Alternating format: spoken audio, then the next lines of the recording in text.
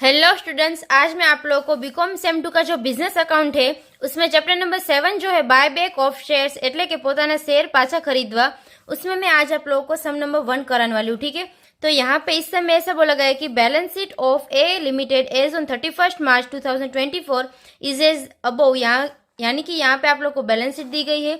उसके बाद आगे यहाँ पे ऐसा बोला गया है कि the company wants to buy back its 60,000 equity shares for this purpose is issued 10% 20,000 redeemable preference shares of rupees 10 each which are fully subscribed and paid up.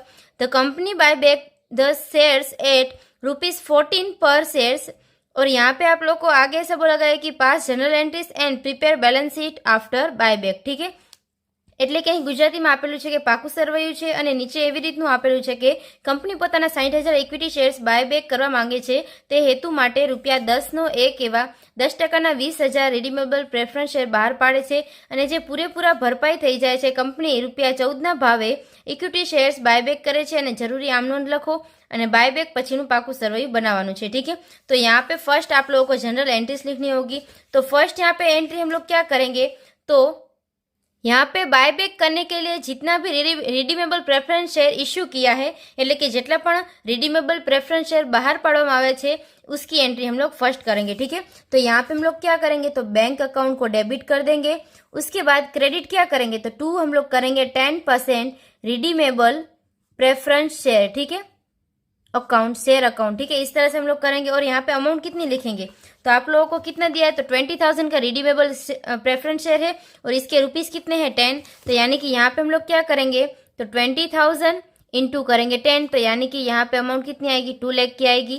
Then उसके बाद आगे यहाँ पे हम लोग क्या करेंगे, तो आगे आप लोगों को जितने भी इक्विटी शेयर्स यहाँ पे बाय बैक किया है वो आप लोग को देखना है। ठीक है, तो यहाँ पे ऐसा लिखा है कि bye back its 60,000 equity shares, यानी कि इतने बाय बैक किए। और यहाँ पे बाय बैक में अमाउंट कौन सी ली है, तो 14 रुपीज, यानी कि 4 रुपीज का क्या हो जाएगा, प्रीमियम। ठीक है, तो इसकी एंट्री हम लोग किस तरह से करेंगे, सेकंड नंबर का हम लोग करेंगे equity shares capital account debit कर देंगे। और यहाँ पे हम लोग क्या करेंगे, तो सिक्योरिटीज प्रीमियम अकाउंट डेबिट कर देंगे એટલે કે જામીનગીરી પ્રીમિયમ ખાતે ઉધાર। और 2 यहाँ पे हम लोग क्या करेंगे, यहाँ पे करेंगे शेयर होल्डर अकाउंट। ठीक है,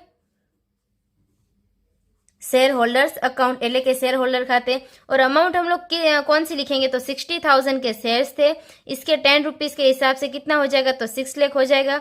और 60,000 के शेयर्स थे, उसके ऊपर प्रीमियम कितना है, 4 रुपीज का प्रीमियम है, यानी कि 2,40,000 प्रीमियम हो जाएगा। ठीक है, अगर इन दोनों का हम लोग टोटल करें तो यहाँ पे 8,40,000 अमाउंट मिलेगी। उसके बाद यहाँ पे आप लोग को क्या करना है, तो जितना यहाँ पे शेयर होल्डर अकाउंट्स क्रेडिट किया है उतना अभी हम लोग डेबिट कर देंगे। तो थर्ड नंबर की एंट्री हम लोग क्या करेंगे, तो शेयर होल्डर अकाउंट्स डेबिट कर देंगे। 2 हम लोग करेंगे बैंक अकाउंट। ठीक है, यानी कि यहाँ पे अमाउंट आएगी 8,40,000 की। उसके बाद आगे यहाँ पे और एक आप लोगों को एंट्री करनी होगी जनरल रिजर्व की। तो इसकी हम लोग एंट्री किस तरह से करेंगे, तो टोटल यहाँ पे कितने हम लोगों ने 60,000 के शेयर्स बायबैक किए। तो यहाँ पे हम लोग क्या करेंगे, 60,000 इंटू रुपीज कितना है, तो 10 है, यानी कि यहाँ पे अमाउंट कितनी मिलेगी हम लोग को, 6 लाख की अमाउंट मिलेगी। उसके बाद इसको आप लोग को डिस्ट्रीब्यूट करना है किस तरह से, तो 60,000 के इक्विटी शेयर्स बायबैक करने के लिए यहाँ पे कितना रुपीस का रिडीमेबल प्रेफरेंस शेयर इश्यू किया है। ठीक है, तो यहाँ पे 2 लाख का रिडीमेबल प्रेफरेंस शेयर इश्यू किया है એટલે કે 60,000 જે ઇક્વિટી શેર્સ બાયબેક કરવા માટે અહીં 20,000 रिडीमेबल प्रेफरेंस शेयर बाहर पाड़वामां आव्या छे। ठीक है, तो इसके लिए हम लोग क्या करेंगे, इसको 2 हिस्से में डिवाइड करेंगे। 2 लाख एक साइड लिखेंगे और दूसरा जितना भी रिमेनिंग अमाउंट कितना बचेगा, तो 4 लाख का बचेगा। ठीक है, तो इसकी हम लोग एंट्री क्या करेंगे, तो नंबर 4 करके लिखेंगे जनरल रिजर्व अकाउंट करेंगे डेबिट। ठीक है, और 2 हम लोग किस में लेके जाएंगे, तो यहाँ पे हम लोग लिखेंगे to capital redeems reserve fund. ठीक है, એટલે કે મૂડી પરત અનામત ખાતે આવશે। और अमाउंट यहाँ पे कितनी आएगी, यानी कि 4 लाख की जितनी भी रिमेनिंग बचेगी वो हम लोग क्या करेंगे, तो कैपिटल के रिजर्व अकाउंट में यहाँ पे लेके जाएंगे। तो यहाँ पे हम लोग लिख लेंगे 4 लाख। ठीक है, इस तरह से आप लोग को जनरल एंट्रीज करनी होगी। उसके बाद आगे यहाँ पे हम लोग क्या करेंगे, आप लोग को बैलेंस शीट भी प्रिपेयर करने को बोला है, तो यहाँ पे हम लोग बनाएंगे बैलेंस शीट। ठीक है, तो बैलेंस शीट में फर्स्ट हम लोग देखते हैं तो यहाँ पे कौन कौन सी इन्फॉर्मेशन दी गई है। तो फर्स्ट यहाँ पे शेयर कैपिटल दिया है 20 लाख का, तो इसमें से हम लोग कितना लेंगे, तो यहाँ पे 20 लाख का इक्विटी शेयर है, मगर उसके सामने क्या किया है, 60,000 का बायबैक किया है, और 60,000 का बायबैक करने के लिए यहाँ पे 20,000 का रिडीमेबल प्रेफरेंस शेयर इश्यू किया है, ठीक है। और बाकी का कितनी अमाउंट बची, तो यहाँ पे 4 लाख की अमाउंट बची थी, ठीक है। એટલે કે અહીં 20 લાખની મૂડી અહીંયા આગળ મૂડી આપેલી છે અને શેર મૂડી આપેલી છે, અને આગળ એવું કહેલું છે કે 60,000 શેર બાયબેક કરવા માટે અહીં તેની જગ્યાએ 20,000ના रिडीमेबल प्रेफरेंस शेयर बाहर पाड़वामां आव्या छे, अने बाकीनी जे रकम वधे छे 4 लाखनी, उसका हम लोग क्या करेंगे, तो यहाँ पे हम लोग क्या लिखेंगे, 20 लाख में से माइनस करेंगे 4 लाख, ठीक है। यानी कि यहाँ पे अमाउंट कितनी मिल जाएगी, 16 लाख की मिलेगी। उसके बाद आगे यहाँ पे क्या दिया गया है, तो रिजर्व एंड सरप्लस दिया, उसमें फर्स्ट है जनरल रिजर्व, ठीक है। जनरल रिजर्व की यहाँ पे अमाउंट है 10 लाख की, तो इसमें हम लोग क्या करेंगे, तो यहाँ पे जनरल रिजर्व अकाउंट डेबिट किया, यानी कि 10 लाख में से 4 लाख हम लोग माइनस कर देंगे, तो जनरल रिजर्व अकाउंट में कितनी अमाउंट आएगी, वो आएगी 6 लाख की, ठीक है। उसके बाद आगे यहाँ पे आप लोग को सिक्योरिटीज प्रीमियम का अकाउंट दिया गया है, तो इसमें कितनी है, 5 लाख की अमाउंट है, और यहाँ पे सिक्योरिटीज प्रीमियम हम लोगों ने कितनी अमाउंट डेबिट की थी, तो 2,40,000 डेबिट की थी। तो अभी अगर 5 लाख में से 2,40,000 हम लोग माइनस करें तो हम लोग को 2,60,000 की अमाउंट मिलेगी, ठीक है।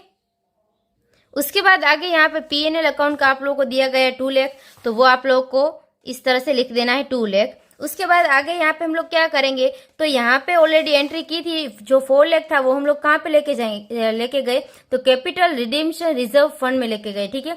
तो वो भी यहाँ पे हम लोग लिख देंगे कि कैपिटल रिडीम्स रिजर्व फंड એટલે કે અહીંયા થશે કે મૂડી પરત અનામત ખાતું, ठीक है। और इसकी अमाउंट कितनी आएगी, तो 4 लाख की अमाउंट आ जाएगी। उसके बाद आगे यहाँ पे आप लोगों को करंट लायबिलिटीज में क्या दिया है, क्रेडिटर्स दिया है, तो क्रेडिटर्स है यहाँ पे 5 लाख का, तो यहाँ पे हम लोग क्या लिखेंगे, 5 लाख की अमाउंट लिखेंगे। देन उसके बाद यहाँ पे हम लोग टोटल करेंगे, तो अगर यहाँ पे हम लोग टोटल करें तो 16 lakh plus 6 lakh plus 2,60,000 plus 2 lakh plus 4 lakh plus हम लोग करेंगे 5 लाख, यानी कि यहाँ पे अमाउंट कितनी आ जाएगी, 35,60,000, ठीक है। इतना टोटल हुआ। देन असेट साइड का भी टोटल कितना होना चाहिए, 35,60,000। आगे असेट साइड यहाँ पे आप लोग को क्या दिया है, तो नॉन करंट असेट्स दिया है, उसकी अमाउंट यहाँ पे ए करके लिखा है फिक्स असेट्स, ठीक है, 15 लाख की, तो वो तो हम लोग यहाँ पे लिख देंगे 15 लाख का। उसके बाद आगे यहाँ पे आप लोग को दिया गया है इन्वेंटरीज, ठीक है, यानी कि स्टॉक दिया है 12 लाख का, तो वो भी यहाँ पे हम लोग लिख देंगे 12 लाख। उसके बाद यहाँ पे आप लोग को ट्रेड रिसीवेबल दिया है, डेटर्स में दिया है 5 लाख का, तो वो भी 5 लाख हम लोग लिखेंगे। मगर लास्ट में जो दिया बैंक बैलेंस, इसकी हम लोग कैलकुलेशन किस तरह से करेंगे, तो यहाँ पे आप लोग को बैंक बैलेंस की कैलकुलेशन किस तरह से करनी है, तो यहाँ पे बैंक बैलेंस आप लोग को 10 लाख दिया गया है, तो वो हम लोग लिख देंगे 10 लाख। उसमें से अभी हम लोग माइनस कितना करेंगे, तो ये जो अमाउंट क्रेडिट है वो हम लोग माइनस करेंगे, यानी कि 8,40,000, तो यहाँ पे बचेगी 1,60,000। और यहाँ पे 2 लाख जो हम लोगों ने डेबिट किया था आगे, वो अभी हम लोग क्या करेंगे, प्लस कर देंगे इसमें से, यानी कि हम लोग को अमाउंट कितनी मिलेगी, 3,60,000, वो आप लोग को यहाँ पे नीचे लिखनी होगी 3,60,000, ठीक है। और आगे अगर यहाँ पे हम लोग टोटल करें असेट साइड का, तो 15 लाख प्लस हम लोग करेंगे 12 लाख प्लस करेंगे 5 लाख प्लस करेंगे 3,60,000, तो यहाँ पे आप लोग को टोटल कितना मिल जाएगा, 35,60,000, ठीक है। तो यहाँ पे इस तरह से ये दोनों का आंसर यहाँ पे सेम हो रहा है, यानी कि लायबिलिटी साइड और असेट साइड टोटल हो जा रहा है, ठीक है, 35,60,000। तो यहाँ पे जो सम नंबर 1 था वो कंप्लीट होता है। I hope you understand and thank you all.